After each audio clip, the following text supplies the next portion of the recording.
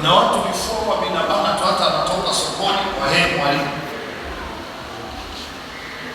wanakaba kabisa, wananyonga huko waliko, sio wanatumia kamba ya maiti achewe.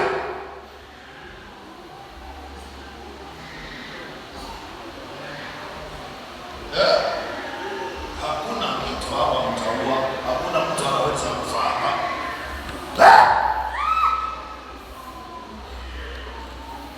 Kila mlichofanya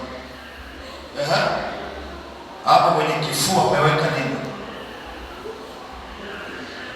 Nasema nini? Naomba kifua,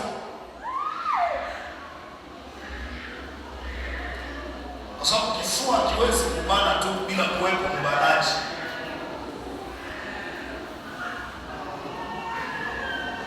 Nasema naomba kifua. Kwa nini unabana hicho kifua?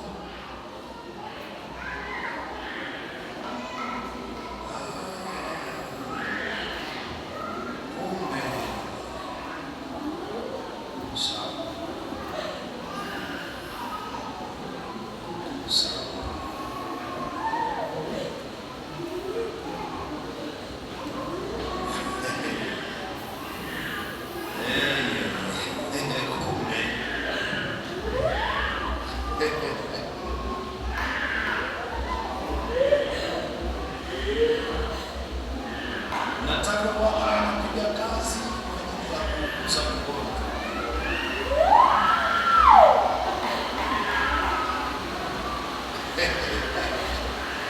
Shetani, wewe huwezi kabisa kufanya, siri zako zinajulikana zote, kwamba huyo akiugua huyo mwanamke tunaharibu kila kitu hapo. Haya, kwa jina la Yesu, mambo yenu nayajua.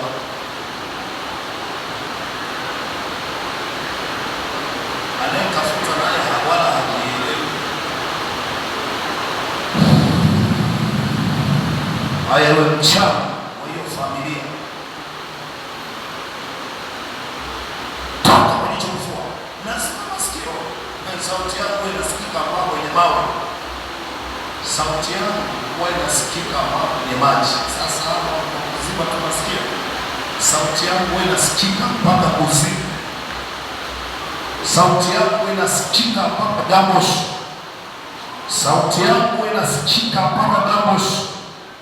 Mpaka Damosh, hii sauti huwa inasikika. Nikitaka mtu atoke huko anatoka huko. Nikisema waachie huko anaachia huko. Sasa huyu waachie. Anatoa upepo.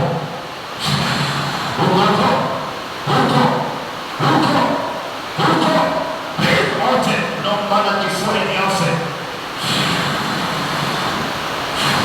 Hamtampeleka mlipopeleka mtoto wake.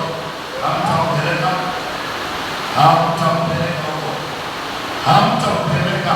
Hiyo ni vita ya uchumi naitengeneza kwenye mji huu.